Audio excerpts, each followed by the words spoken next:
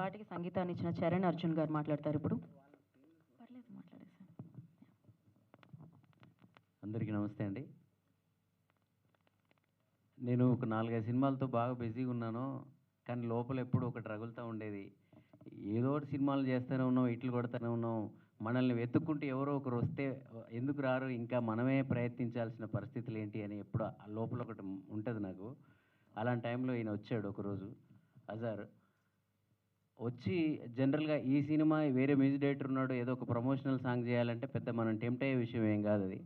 కానీ ఆయన ఒక మాట చెప్పాడు నాకు, ఈ సినిమాకి నీ సినిమాకి ప్రమోషనల్ సాంగ్ చరణ్ అర్జున్ అనే ఒక అబ్బాయితో చేయించుకోరా, నీ సినిమా జనంలోకి వెళ్తుందని చెప్పి మా నాన్న చెప్పాడన్నా అని చెప్పాడు ఆయన.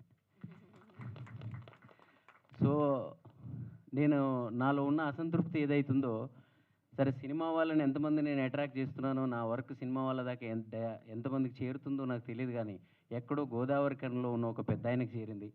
సో ఆ పెద్ద ఆయన వాళ్ళ కొడుకును నువ్వు ఆయననే పెట్టుకో, ఆయనతోనే పాట చేయించుకొని పంపాడని చెప్పినప్పుడు ఇంక నేను ఏం మాట్లాడలేదు, నేను చేసేసి తప్పు అజార్ అని చెప్పిన. సో ఈ పాటలో లిరిక్స్ ఇందాక సాయిలు బ్రో అడుగుతున్నాడు లిరిక్స్ ఎవరు రాశారని. పట్నంలోనే ఉంటుందా కళామా తల్లి, వెతికి చూడు గల్లీ గల్లీ ఉంటుందని అందులో లైన్ రా అంటే, నేను ఎప్పుడు ఒక తెల్ల కాగితం లాగుంటా. నేను స్టూడియోకి ఎవరు వచ్చినా కూడా డైరెక్ట్ నా నా నా కాగితంలో రాసేస్తాడు, ఆయనే రాసుకుంటాడు. ఆయన చెప్పింది శ్రద్ధగా వింటా అంతే నేను. అప్పుడు విన్నప్పుడు నాకు ట్యూన్తో పాటు పదాలు వచ్చేస్తాయి. ఏదో తననా అని నేను ఎప్పుడు ట్యూన్ చేయను. ఆ డైరెక్టర్ ఏం చెప్పాడో 100% ఇన్పుట్స్ నేను ఇచ్చేస్తాను. తర్వాత వాళ్ళు వేరే రైటర్లను పెట్టుకుంటారా ఏం చేసుకుంటారో వాళ్ళ ఇష్టం, కానీ నేను ట్యూన్ని ఆల్మోస్ట్ వాళ్ళ కంటెంట్తోనే ఇచ్చేస్తాను. ఇందులో ఉన్న కంటెంట్ ప్రతిదీ కూడా అది అజార్ బాయ్ది నాకు చెప్పిందే.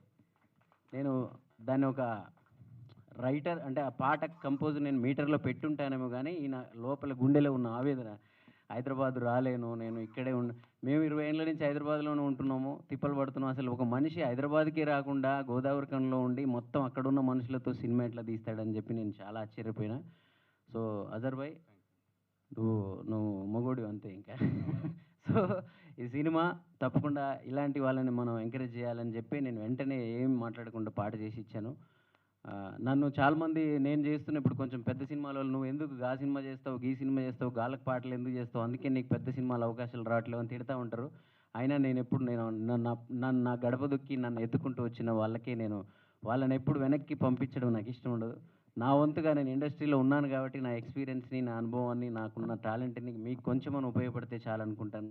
కానీ అలాగే ఇక్కడికి వచ్చిన వాళ్ళు, మీడియా వాళ్ళు, సినిమా వాళ్ళు అందరూ కూడా అది ఒక్కసారి అంటే ఇందులో జీవితాలు బాగుపడతాయి. ఒక సినిమా హిట్ అయితే ఒక శుక్రవారం వస్తే ఒకరి జీవితం కాదు, ఒక డైరెక్టర్ జీవితమే కాదు, ఆ సినిమా అనుకున్న ఒక 100-200 కుటుంబాలు బాగుపడతాయి.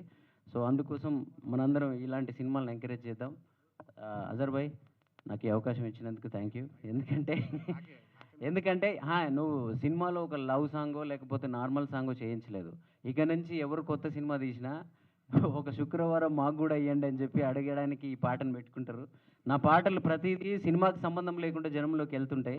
అలాంటి కాన్సెప్ట్లు నువ్వు కూడా ఇంకో కాన్సెప్ట్ నాకు ఇచ్చావు, అది సినిమాకి సంబంధించింది ఇచ్చావు, దానికి థ్యాంక్ యూ. అలాగే శ్రీధర్ సార్, సో నేను మధుర ఎంటర్టైన్మెంట్ అనే ఒక ఆడియో కంపెనీతో నాకు చాలా అనుబంధం ఉంటుంది. నేను చాలా చిన్నగా ఉన్నప్పుడు ఇండస్ట్రీకి వచ్చాను.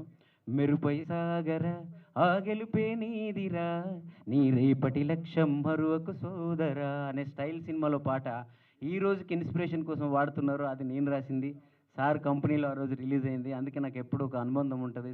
సార్ డైరెక్షన్ చేసిన స్నేహితం సినిమాలో కూడా నేను మంచి పాట రాశాను. ఆయన ఎప్పుడు నన్ను అంటూ ఉంటాడు, చిన్ని నీకు మంచి బ్రేక్ రావాలి, చిన్ని నీకు మంచి బ్రేక్ రావాలని. సో వస్తుంది సార్ ఈ శుక్రవారాలు, నెక్స్ట్ వచ్చే శుక్రవారాలు మనయే. అలాగే సాయిలు బ్రో, నిన్ను చూస్తే అంటే ఈ పాటలో ఉన్న లిరిక్స్ అన్నీ నేను ఇందాక నీకు చెప్పిన, నువ్వు ఎలా మాట్లాడతావు, నువ్వు ఎంత స్వచ్ఛంగా ఉంటావో అలాగే ఈ పాటలో ఉన్న లిరిక్స్ కూడా అలాగే, మేము ఇట్లే ఉంటాం అని చెప్పి నువ్వు ఎలా అయితే మాట్లాడి ఈ ప్రపంచం అంతా గెలిచావో అలాగే సార్. ఇందాక మనోడు చెప్పినట్టు ఎమ్మెల్యే గారు, ఈ సినిమాని మీకెంత తోస్తే మీరు తీసుకెళ్ళండి, నేను కూడా రేవంత్ నన్ను కలిస్తే చెప్తాను ఇలాంటి సినిమాని ఎంకరేజ్ చేయండి అని. అలాగే సాగర్ బ్రో, తను కూడా లాస్ట్ 100 సినిమాకి తను కూడా ఇలాగే నాతో ఒక ప్రమోషనల్ సాంగ్ చేయించాడు. అది ఎంతవరకు ఉపయోగపడదో నాకు తెలియదు, కానీ బట్ డార్లింగ్ కూడా నా కోసం ఎప్పుడు అంత ప్రేమగా ఉంటాడు. ఇక్కడ ఉన్న వాళ్ళందరూ కూడా అంతే ప్రేమిస్తారు. సో నాయన నీకు థ్యాంక్ యూ, నువ్వు నాకు చాలా స్ఫూర్తిని నింపినవు. నేనే చెప్పాను నా కొడుకు, నువ్వు చెప్పిన అయితే అబద్ధం ఏం కాదు ఇది. Thank you. మీరందరూ ప్రేమించబట్టే నేను ఇంకా సక్సెస్ నాకు రాలేదు పర్ఫెక్ట్గా, కానీ మీ అందరి ప్రేమే నన్ను ఇక్కడ దాకా నిలబెట్టింది. మీకు, మీడియా వాళ్ళకి, జనాలందరికీ థ్యాంక్ యూ. Thank you.